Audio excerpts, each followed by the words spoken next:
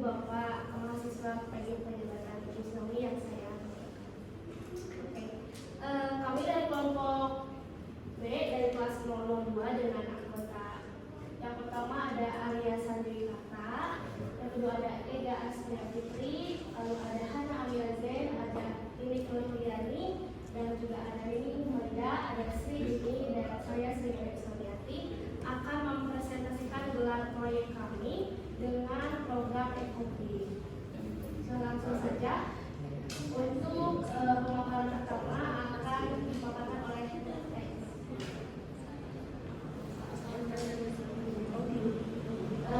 baik, di sini saya akan memaparkan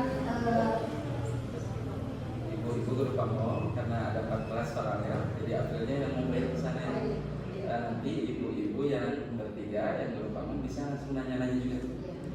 Nanya lebih lepas, kalau seminar kan kaidah ilmuannya, kalau ini lebih kepada proses sebagainya. Mahasiswa juga sama ya, termasuk yang dulu. Ini saya balik lagi karena proses ini. Jadi gimana? Iya, sambil gantian lagi. Ibu juga dulu. Iya. Guru tadi. Kan tadi ada dokumentasi, memang satu guru pamong dalam dokumentasi. Sudah siap? Lanjut ya. Sudah Pak. Silakan. Baik, terima kasih. Pelaksanaan EcoBee ini dilaksanakan pada hari Minggu tanggal 27 Juni tahun 2023 yang bertempat di Kampung Cibacang Hilir, Desa Cipende, Kecamatan Padalarang. Kita melaksanakan EcoBee ini di Padalarang. Nah, kemudian yang melatar belakangi kita melakukan EcoBee ini yaitu limbah sampah yang semakin menumpuk di mana-mana dengan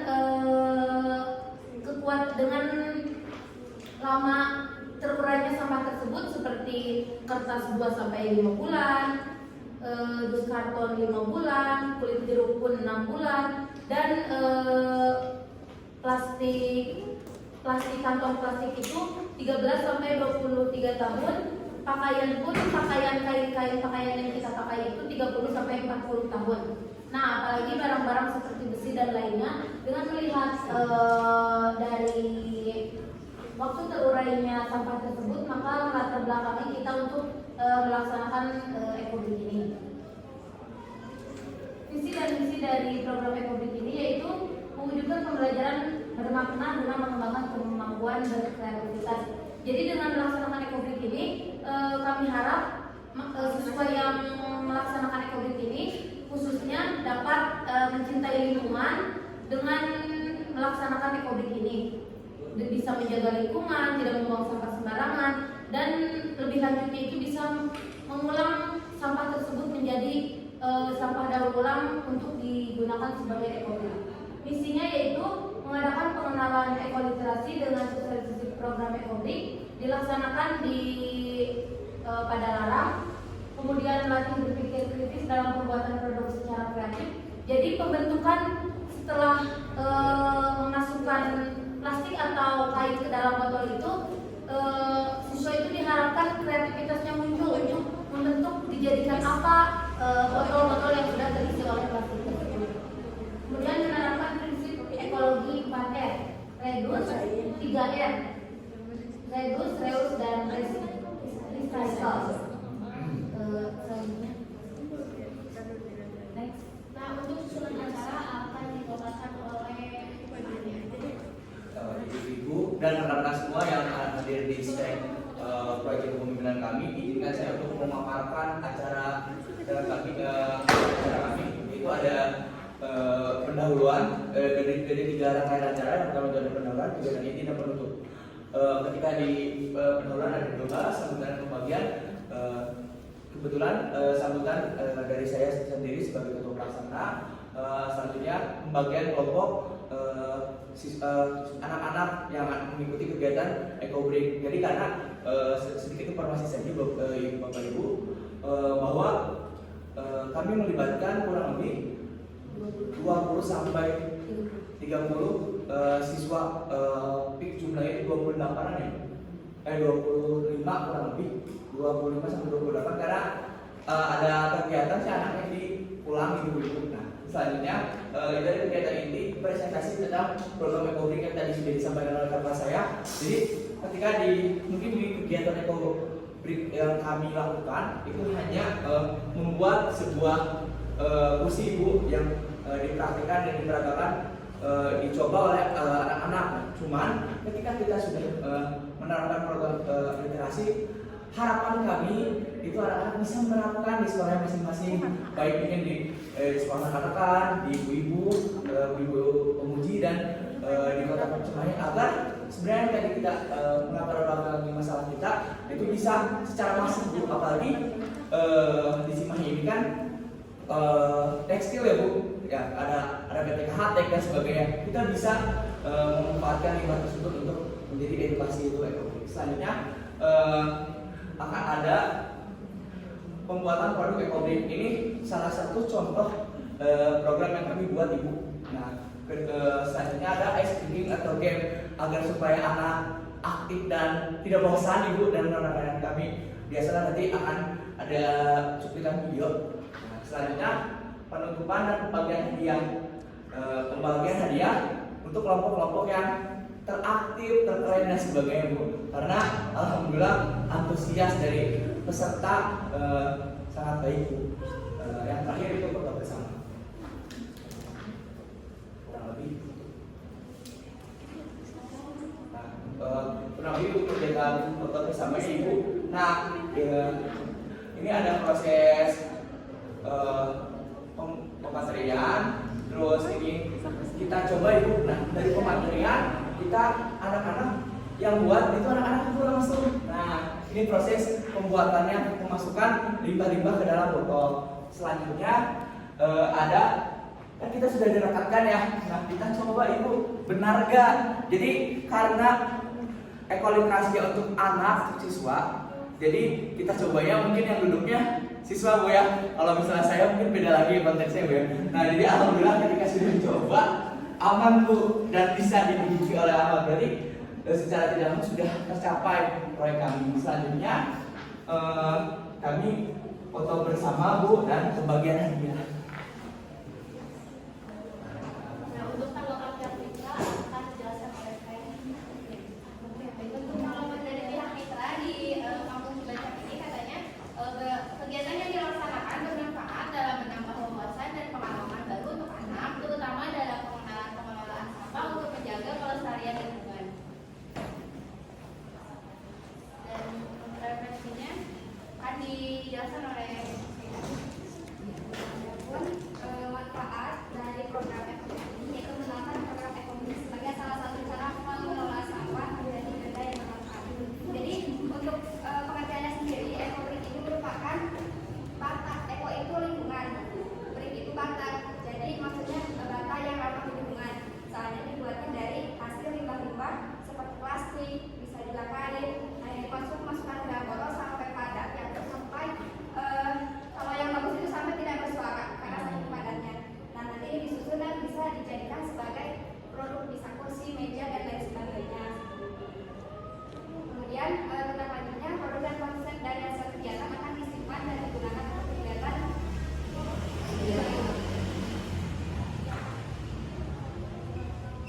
Sekian presentasi dari kelompok kami.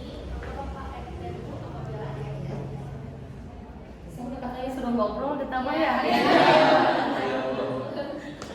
Suruh ngobrol. Kebetulan kalau di mana berdasarkan nggak ngobrolnya dengan serius ya. Saling aja ya. Di yang disampaikan barusan tentang ekobrik itu di antaranya manfaatnya banyak ya. Sampah menjadi tidak bertebaran gitu, kemudian juga mendapatkan hasil yang baru yaitu botol berisi limbah-limbah yang lain. Mungkin kalau lebih karena ini karena banyaknya di Cimahi itu kain, jadi di situ limbahnya kain ya. Nah, lebih padat kalau untuk dijadikan kursi itu buat ya udah dicoba kan ya? Udah dicoba. Di sekolah itu juga sudah bekerja sama. Malah sampai sekarang masih lanjut ekobriknya gitu ya, hanya dari bungkus-bungkus makanan gitu ya, jadi berwarna gitu ya, mungkin seceria siswa SD. Kalau mahasiswa lebih ini ya, lebih arahnya lebih ke apa ya, pemanfaatannya, kemudian juga kekuatannya. Nah, mungkin anak SD tadi Ibu baru tahu bahwa ekobrik itu lebih bagusnya itu padat ya, sampai tidak ada suaranya gitu ya. Ini pengetahuan baru. Yang mudah-mudahan ini tidak hanya berlanjut di sini saja, bisa dilaksanakan ya minimal di lingkungan sekitar, entah itu di sekolah atau juga di lingkungan tempat tinggal ya. Nah, untuk kedepannya mau bagaimana nih ekobrik itu? Rencananya mau bagaimana ya? Ini kita mau bagaimana begitu? Atau ada ide gitu dari mahasiswanya sendiri gimana nih? Izin menjawab Iya, boleh. Secara tidak langsung tadi ditindaklanjuti dari kami itu Bu, karena kan alhamdulillah kami bertugas di beberapa SD Bu. Nah, menurut saya ketika ada masalah atau latar belakang yang sampah dan penguraiannya lama, berarti harus ada masif Bu di situ. Nah, mungkin kegiatan yang akan kami lakukan itu memasifkan kegiatan tersebut Bu. Karena kita sampah kan bukan masalah kita pribadi saja, itu menjadi masalah kita semua. Mungkin fungsi untuk kegiatan kami akan lebih ke memasifkan dan mungkin media sosialkan Bu. Ya, jadi supaya itu ekoliterasinya lebih dan mungkin berdampak ke kayak umum Bu. Mungkin kalau misalnya ini mah akan tindak lanjut ya Bu, barangkali bisa juga mungkin kita bisa bekerja sama Bu dengan mungkin ada influencer Pandawa Group dan sebagainya yang memang bergerak di pembersihan tersebut. Jadi ketika Pandawa Group berproses ke dalam pembersihannya, kami siap untuk membuatnya Bu dan memastikan mengekobrikan Indonesia gitu mungkin secara luas seperti itu. Iya, kalau sekarang itu lagi apa ya, terutama tempat pembuangan akhir sampah itu sekarang Cimahi lagi bermasalah. Jadi diupayakan nih, jadi ada himbauan gitu ya bahwa sekarang itu supaya tidak terlalu banyak menggunakan atau membuang ya, banyak menggunakan makanan yang berbungkus atau berkemasan gitu. Karena tempat ini kebakaran kayak kemarin gitu ya Cimahi. Ya mudah-mudahan ini karena sampah ini tadi kan disampaikan seperti plastik itu ya bisa sampai puluhan tahun, ratusan tahun, belum tentu seperti apa nanti ke depannya cahaya-cahaya matahari yang harusnya diserap oleh tanah kembali lagi yang namanya global warming gitu ya, global warming. Yang mudah-mudahan dengan adanya kalian mahasiswa-mahasiswa calon-calon guru nanti bisa memberikan inovasi-inovasi ya yang seperti tadi juga udah hebat ya, keren-keren. Nah, ini tentang masalah sampah ini luar biasa ya. Jadi mudah-mudahan bisa ada inovasi yang bisa dilaksanakan sehingga permasalahan sampah ini sedikit-sedikit bisa diatasi. Terima kasih. Ya, kalau saya boleh ya. Ini kan tadi ada reuse sama recycle. Ini tergantung pada kalau ecobricks ini maksudnya kan reuse sama recycle. Ini masuk ke recycle. Nah, dari ketiga apa ada ide lain nggak? Selain kan ini maksudnya dari Aqua aja ya. Berarti kan si sampahnya lebih ke apa namanya botol kemasan minum aja. Kalau misalnya kan salah pernyataannya kan sampah tuh banyak ya. Ada yang terurai dan tidak gitu ya. Nah, ada ide lainkah atau ada penyelesaian lainkah selain ke recyclingnya? Ada reduce dan reuse-nya apa yang bisa dilakukan? Ada nggak? Mungkin kalau ingin jawab, kalau secara kontekstual misalnya kita reduce atau itunya di secara kota Cimahi ya, berarti kan itu harus kita bekerja sama semua ya. Kalau mungkin kalau pemikiran saya mungkin boleh ditambahkan ke kawan-kawan, itu kita sebenarnya sudah memulai kalau misalnya sudah masuk kenapa sampah Bu yang anorganik, non-organik dan sebagainya itu sebenarnya secara tidak langsung harusnya dipilah-pilah Bu. Nah, mungkin tadi juga bisa menjawab ekoliterasi Bu. Jadi ke anak itu lebih ke menekankan itu lagi Bu. Jadi mungkin ternyata langsung praktik kan, sampah plastik tuh warna kuning misalnya, terus yang organik yang bisa dibuat pupuk kompos dan sebagainya itu warna hijau gitu Bu. Dan bahan medis dan sebagainya merah dan sebagainya. Mungkin kegiatan yang kami wadahi pun bisa dilakukan secara masif ketika kita bekerjasama dengan mitra-mitra Bu. Kebetulan kan alhamdulillah IKIP sudah bekerjasama dengan beberapa mitra kalau tidak salah dengan sekolah ibu-ibu semua ya, mungkin itu kita bisa berdiskusi mengenai itu Bu. Kalau menurut saya lebih dari pemilihan tempatnya dulu sih Bu. Kenapa? Karena ketika udah jelas kan, misalnya udah ada organik dan sebagainya udah jelas. Nanti kita arahnya itu ini bisa dibuat ekobrik, bisa dibuat kompos, bisa dibuat itu yang bahaya mungkin kita musnahkan dulu. Nah jadi nggak semua ke TPS gitu, karena memang sebenarnya salah satu latar belakang kami membuat ini pun kan itu yang lagi hangat itu Cimahi sedang jadi itu dan pertimbangan kami untuk mengambil ekobrik itu. Teman-teman mungkin ada teman cukup ya kurang lebih seperti itu. Mohon maaf jika kursi kurang ibu. Terima kasih. Saya sendiri sih merasa tertarik untuk bertanya lebih tentang produk yang sudah ada di hadapan kita semua ya. Sejauh ini bahwa Aqua botol bekas ya, tidak menyebutkan merek merupakan botol kosong bekas ini diisinya kebetulan sama teteh-teteh ini limbah kain.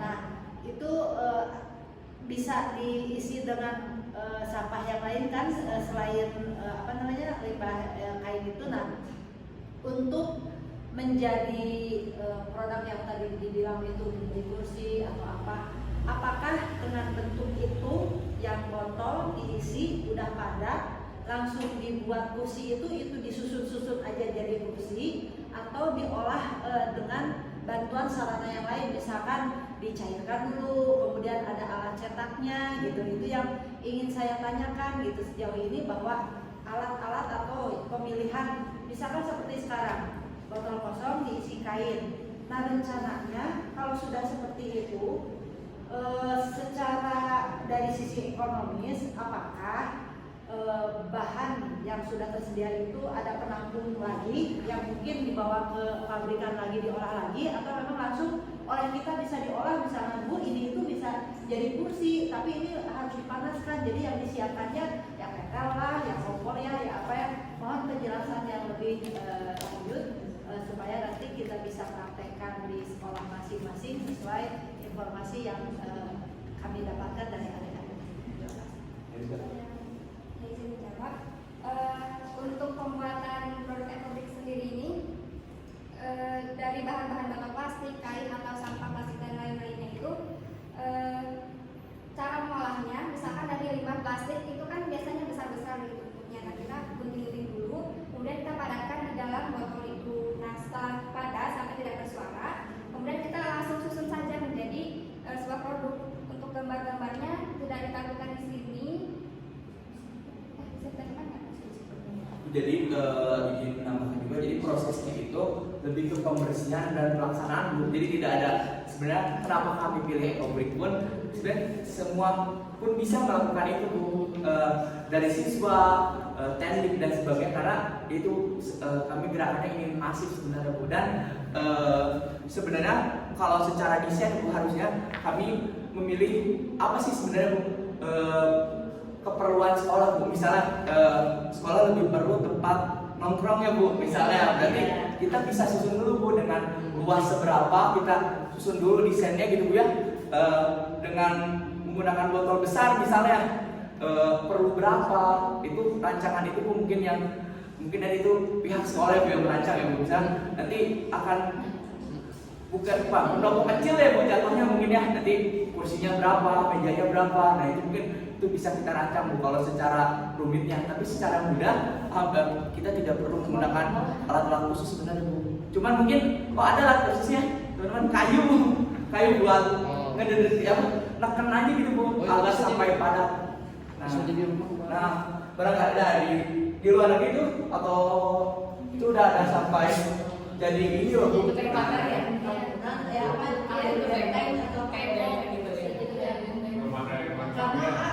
Bayangkan ya kalau misalkan sampah yang dikemas itu ya, yang dirapihkan ya, kemudian kalau misalkan tidak diorganisir atau misalkan tidak diarahkan untuk menjadi sesuatu, kebayang di sekolah harus numpuk dengan segitu banyak, apalagi dengan siswa yang banyak, dalam satu hari aja bisa menghasilkan beberapa botol, lalu kita tidak bisa bikin sesuatu juga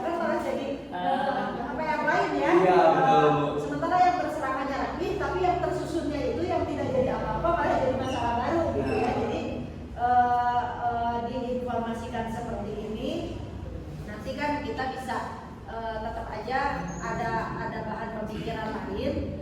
Apabila ternyata kebutuhan sekolah nih untuk bangku-bangku siswa bisa dimanfaatkan dari botol-botol bekas itu yang ekobrik itu ternyata masih ada kelebihan ya.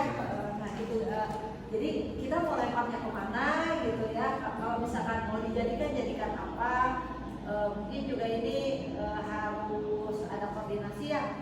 Dengan pertama wilayah setempat, misalkan RT RW apabila memang udah sampah masyarakat juga banyak ya. Bukan sampah hanya sampah sekolah tuh. Jadi kan ini mah PR bersama ya namanya sampah. Terlebih lagi dengan kasus yang seperti sekarang bahwa karena TPA Pasir Mukti sedang kebakaran di Cimahi kan sekarang dihentikan dulu pengiriman sampah. Berarti yang di rumahnya masing-masing juga kan sudah bertumbuh dan itu bukan hanya menjadi masalah itu karena kebakarannya, tapi kan untuk kehidupan jangka panjang, kelangsungan hidup jangka panjang anak cucu kita, artinya sampah kalau memang tidak disikapi, tidak diatasi dengan sebaik mungkin, itu akan menjadi masalah yang terus menerus gitu ya. Artinya sebaiknya ya memang jangan buang sampah gitu ya. Sekarang contohnya begini, yang saya pikirkan, TPA Pasir Mukti sementara ditutup. Kemudian kita mencari opsi lain bahwa kita akan membuka ke lahan yang lain. Artinya lahan terbuka hijau, kita buang sampahnya kan pasti ke situ ya. Cari lahan kosong kan. Nah lahan kosong itu biasanya tumbuh rumput, tumbuh pepohonan itu berat tertutup sama sampah. Artinya lahan terbuka hijaunya juga semakin sedikit. Kemudian seperti yang Ibu sampaikan, global warmingnya karena memang kita kurang pepohonan, tetap aja jadi lebih panas gitu ya. Kemudian juga polusinya lebih tinggi. Nah, mungkin salah satu yang harus dipikirkan juga oleh kita ada juga oleh saya bahwa ekobrik ini kalau misalkan skupnya skup sekolah